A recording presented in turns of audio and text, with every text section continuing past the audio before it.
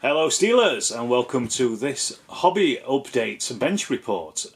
First one in a little while. I did tell you these were going to be slightly intermittent since my wife moved back, and I have been incredibly busy with her moving back last week, so I've been making a lot of one-to-one scale wardrobes rather than everything else, since we've been trying to fit basically two houses into one at this point. We're kind of getting there, and that's the main thing. So we're on top of stuff, but it put a bit of kibosh on my hobby time, as you would expect. I think I was expecting it anyway, and I've kind of factored it into things. But I have been able to paint a few things here and there. It was stuff I was kind of finishing off before I left for Austria a couple of weeks ago. The first things up were the Soviet big men and leaders. I painted these from the Storm Group box set that I got from Battlefront. These are really nice plastic figures. These are really lovely. They painted up nice and easy. I put these on 1p pieces rather than my normal 15mm diameter MDF bases. And I've also, you may notice as well, I've added a few tufts as well, just to basically denote what level they are as well, from 1 through to 4.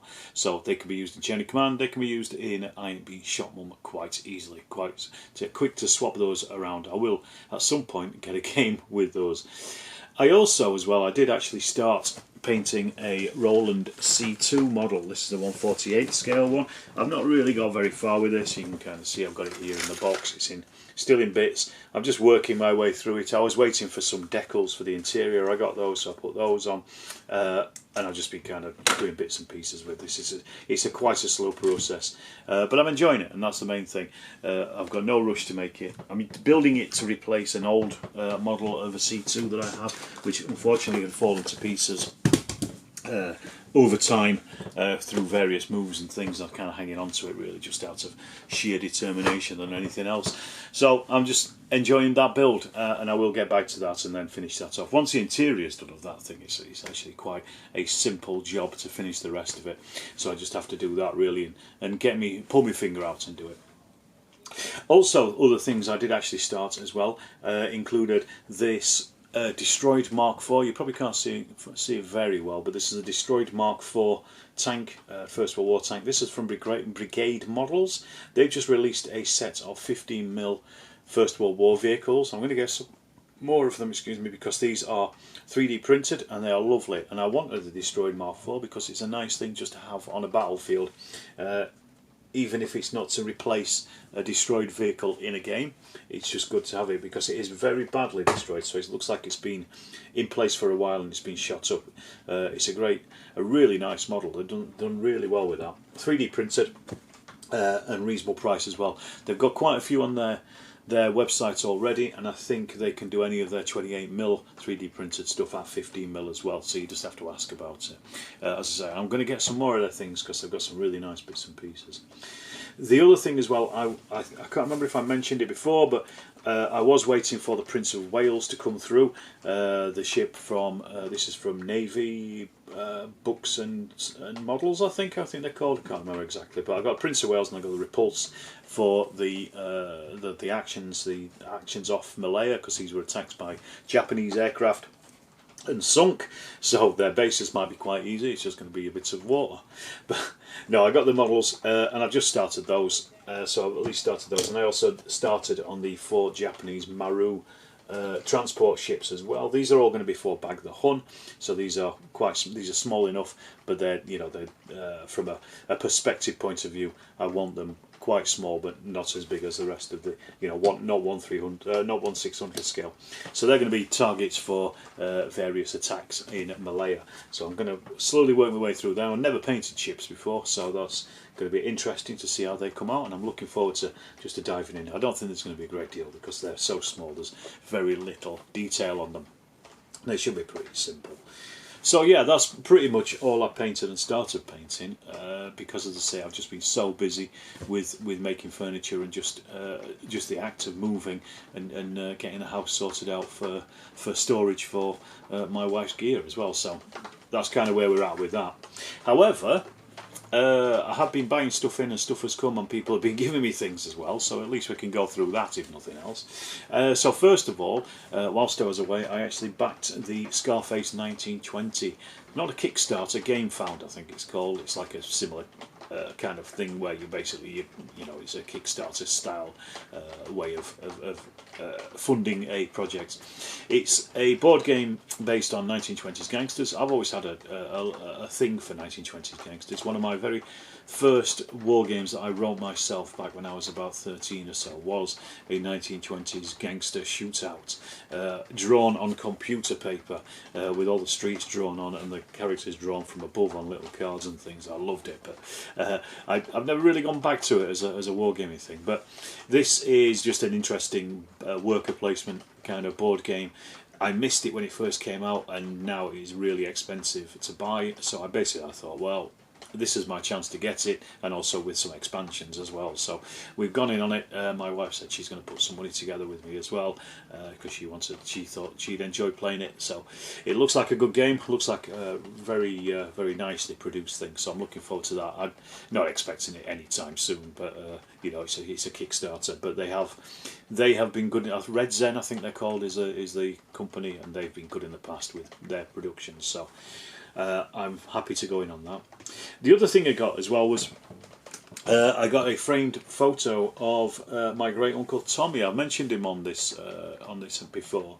This is I just went out and got the frame earlier. Got the photos printed previously, and this is just a photo of him in his uniform in Spain during the Spanish Civil War when he was a commissar for the International Brigade.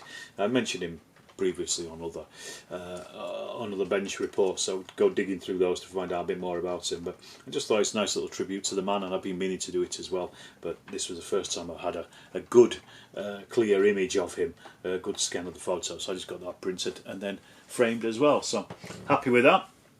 I just come back from town to get that, pick that up as well. I mentioned that people have been giving me stuff. Well, this bag here is a big bag of Peter Pig Cowboys. This has come from Kev and also from Dean down at the club. So thanks for that, chaps, if you're watching. But yeah, there's a load of stuff in here. There's Mexicans, there's cowboys and horses. So I've got more than enough cowboys I will ever need for what's a cowboy now. When I get around to painting those up, I don't know, but at least I've got them there. The other thing is, Dex also gave me a sheet of decals as well for Hungarians and Romanians. Unfortunately, I've mislaid them. They are in here somewhere. I'll find them again. So if you're watching, Dex, I haven't lost them. I've just mislaid them temporarily. But they've, because I've been talking about getting some Hungarian stuff as well. I'm looking at doing Hungarian things for Chain of Command. So maybe play Hungarians versus Romanians at some point in the future. Something slightly different, a bit more interesting, you know, than the usual bog standard Americans versus Germans or whatever.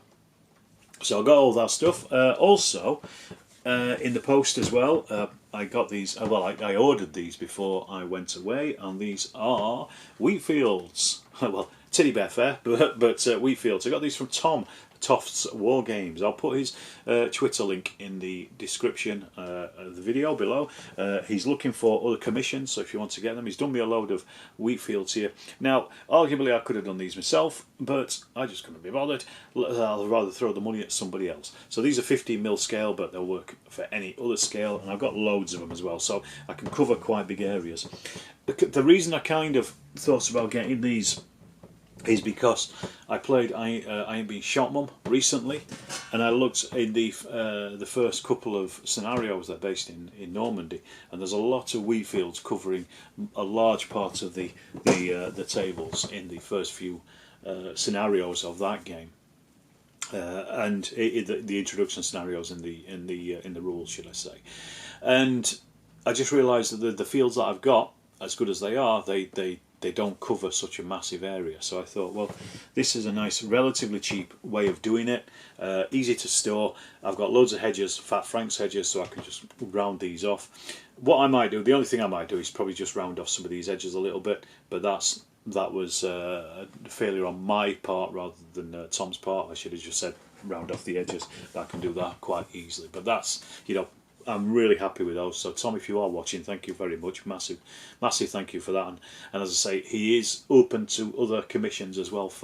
He's a very good figure painter. If you go and check out his Twitter thread, you will see he's great tables, fantastic tables. So go and check him out for any kind of commission that you might want. I mean, as I say, these are things that are reasonably easy that anybody I could probably quite easily do myself, but I don't care. I'll throw the money at somebody else to do it. As far as I'm concerned, that's how we do it. The other thing as well, this is a bit of an interesting one. I got a load of acetate here for. I just picked this up. This was after a discussion we had at the club. I'm going to come into this a little bit more. We're playing Bag the Hun, getting ready for Joy of Six, which we'll talk about in a second. But Simon mentioned, I was talking about getting some sabo bases for the bases of the aircraft, so in shape of formations, because one of the things that people struggle with is in Bag the Hun, the individual aircraft don't move, it's just you move one aircraft and the rest of the formation move with it. And people struggle with that, especially when they're turning corners and things, to keep them in formation, because it's not, it's not intuitive. It's clever, and it's a great way of doing it, because it just abstracts the fact that the aircraft are flying in formation. But it's not intuitive, so the first time you do it, you kind of where was that playing? Where was that playing? So what I thought, I was talking to Simon about it, and I said, well, I was going to get some sabos done from Paul over at Sabotage, and we talked about it. But the problem is the sabo bases, when you put the actual aircraft in, there is a gap around the outside where the sabo base is, just physically, just outside the hex. So when two formations come close to close, they're not going to be in the actual hexes they're supposed to be in, they're going to be slightly separated. So it just make it look a bit messy. But then Simon just said, well, why don't you get some see-through sheets and cut them out? And I thought, yeah, well, that's a really fantastic idea. So I did, and these were like something like 10 quid for a load of sheets. And then literally all I did was just trace out the shape of the hexes. I did them very quickly because I was rushing before Joy of Six. I did them very quickly, and I just decided to draw them just by hand. But I cut them out, cut out formation bases, and then all you do is you glue tight the aircraft to them, and then literally just move them around, and it worked perfectly. And it sped everything up, because we had a lot of bombers in formations. So rather than individual aircraft moving one at a time and having 3 or 4 people doing it, we just literally moved them, and it was a massive time saver. So that was really good. That was another thing actually I should mention is, yes, I also painted some burning markers as well for the aircraft for Joy of Six. I was doing that the night before, and they were still wet the next day when we got theirs. They did manage to dry out in time, but yeah, it was a lastminute.com definitely. So that was something else I painted. I've forgotten about that. But over at Joy of Six as well, actually, another thing that I was given was, where's it gone to? Here we are, the German Army Handbook of April 1918. This was given to me by Ian Fuller over at Treads and Tracks, I think his blog is called. Again, I'll put a link for him down in the thing. Made to mine, Ian. Thank you very much for that, Ian. It's nice of you to think of me when you're picking this up. And it's compiled by British Intelligence for Restricted Army Issue with the General Staff German Army Handbook of April 18. It's comprehensive assessment of the German Army during the latter stage of the First World War. So it is full of details, British information details on the various things that the Germans were using, and their unit strengths and unit sizes and all that kind of thing. Obviously there's going to be mistakes in it because it's taken from the enemy, but a brilliant little piece of reference material, that, which I will be diving into at some point when I get a chance. But yeah, so thank you very much for that, Ian, if you are watching. I'm very chuffed with that, I'm really pleased with that. It's something I didn't have. So I've already mentioned it.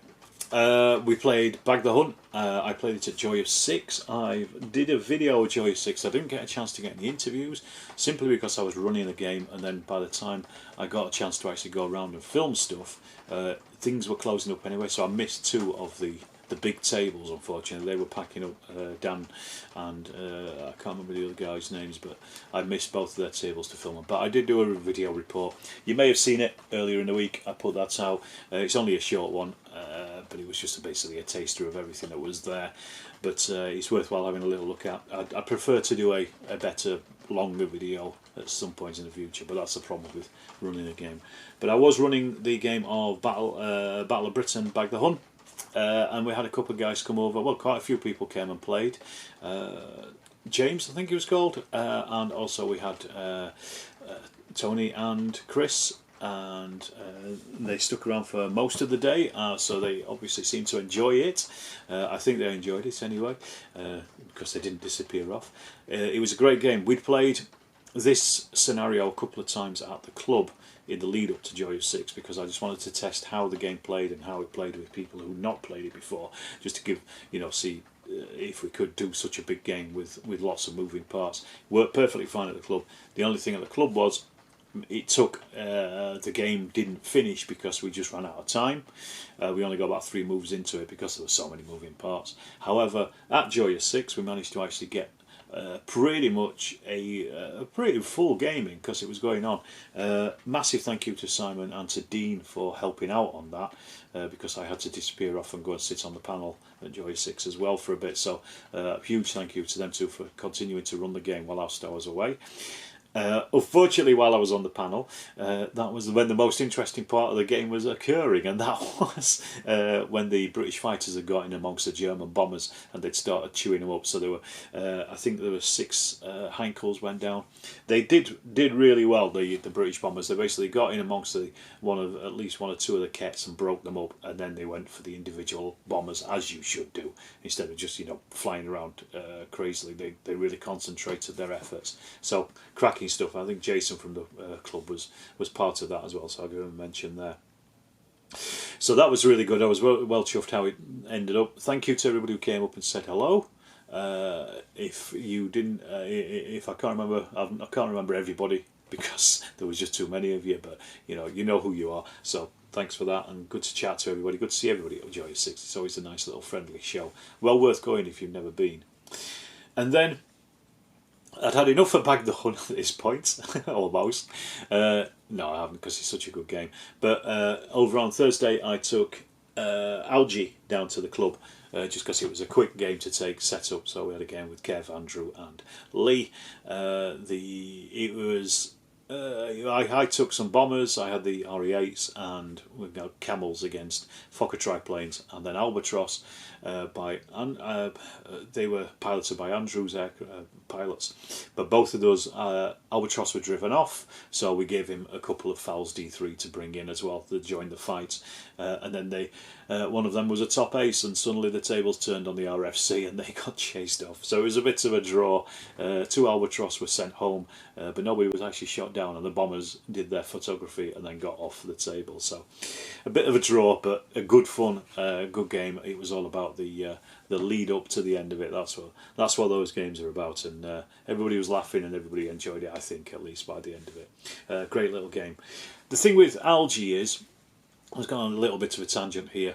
I have got an Algernon Pulls It Off, a couple of games on the channel. You can go and check those out, and you can download the rules from those videos as well in the descriptions. The thing with Algie is it's based very much on Bag the Hun first version, which had been very much tightened up by the second version, which is the one that is commercially available now. Now, the difference between Bag the Hun and Algie, in Algie, when you fire in second bursts. So you can go up to 8 second bursts if you're on somebody's tail, but you choose that as the pilot. Whereas in Bag the Hun 2, it's been smoothed out so that you start with, say for example, 12 ammunition, and every time you roll a 1 when you're firing, you cross off ammunition. Aces get to use less ones, so they're using up less ammunition. They're a bit more in control of it. But it also what it means is you're never entirely sure how much ammunition you're going to use up, because you could roll a load of 1s, or you could roll only 1 or no 1s, so you might not use any ammunition up. So it's abstracted in that it's the pilot that is thinking about what they're pressing, when they're pressing the guns, and the more dice you're rolling, the more 1s you are potentially going to be rolling. So it's nice. It's really nice for that, and I really like that rule. Whereas in Algie, you choose how many seconds of fire you're going to fire. So you might start off with 35 seconds worth of firing at the start, so that's 8 seconds. On average you're probably firing 5 seconds, so 7 rounds of firing from it. And I've been trying to think about how to change that and just bring it in line more with Bag the Hun.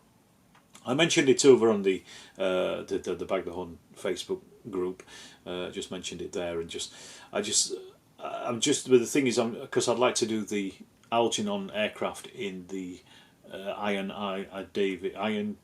Dice's templates, but I'm thinking as well about how you do the rear gun. So I'd have to add an extra line for the rear guns for the observation aircraft, because they don't have them in Bag the Hun. They have unlimited ammunition in those. So I'm just trying to think about how to do that, and just to smooth it out a little bit, because I think there's a couple of things in it. I love Algae, I think it's a great game, but there's a couple of things in it that are just slightly clunky. Now, Richard did do a What a Fokker a long time ago during COVID lockdown. He sent out playtesting rules, and he's really smoothed out the actual firing section of that. But that was using command dice as a start. So I don't know if it would work with Algae as it stands, but it's something, I don't know, something worth thinking about. I think, and I'm going to try and have a little think about it over the next few weeks or so, see if there's something I can do with it, and just make the game a little bit smoother. I think that's all it really needs, and that's the main thing out of it. Bit of a tangent there, do apologise. The other thing that's happened as well is, from a social media point of view, you may be aware that Facebook have set up a new social media thing called Threads, which for some of us living in the north in the 1980s has a certain resonance to a particular film about nuclear war and Sheffield melting, basically. But I joined it. I pretty much joined it as soon as it started, because I find Twitter is more and more toxic these days, as it ever has been. And so far, Threads seems to be a nice, happy, welcoming place. How long that's going to last, I don't know. But I am over there on Storm of Steel Wargaming. Go and check me out. Unfortunately, it's only on mobile phones. You can't get it on the on your laptops or on your PCs yet. I'm fairly sure that will change, because that's going to invite a whole load of people in. But I do have a Storm of Steel Wargaming Instagram account, so I'd already kind of half linked to it anyway. So I jumped over to that there, and I'm fairly sure somebody will say in the comments, "Oh, don't join Threads because they'll just take all your data information." Yeah, like Twitter don't, like everybody else does, like Facebook does. So they can have my information. I don't really care at this point. All they do is use it to sell you adverts. So come and join us on Threads. The historical wargaming part of Threads is quite small at the moment. Hopefully it will grow. It's a little bit more interactive than Instagram. It's obviously still early days, but the algorithm does quickly pick up what it is you like. I've noticed in the last couple of days that I'm starting to see more wargaming stuff. Before, it is flooded with Warhammer stuff, so if you want to see Space Marine, then that can be a little bit of a trial. But there are plenty of historical wargaming creators in there, or accounts in there at least. So jump on there and check out the people who are following me, because I think most of those are historical wargamers. They're either people that's come from Twitter or from my Instagram anyway. So go and check those out if you're into it. And if you like the science fiction stuff as well, if you like the 40k stuff, then happy days anyway, because you'll get plenty of that. Alright, I'll leave it to that. Just to say, keep on subscribing to the channel, please.